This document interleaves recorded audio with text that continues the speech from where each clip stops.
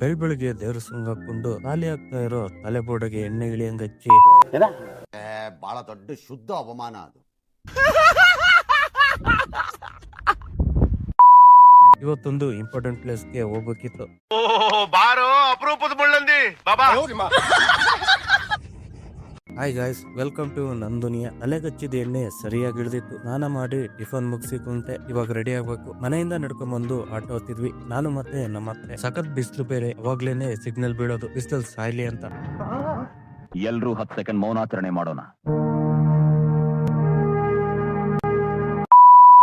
ಹೆಂಗೋ ಬಿಡ್ತು ಅಂದ್ರೆ ಟ್ರಾಫಿಕ್ ಕಾಟ ಬೇರೆ. ಇದು ಅರುಣ ಟಾಕೀಸ್. ಒಂದ್ ಟೈಮ್ ನಲ್ಲಿ ನಾನು ನನ್ನ ವೈಫ್ ಜಾಸ್ತಿ ಅಡ್ಡಾಡ್ತಿದ್ದ ಜಾಗ, ಅಂದ್ರೆ ಲವ್ ಮಾಡೋ ಟೈಮ್ ನಲ್ಲಿ.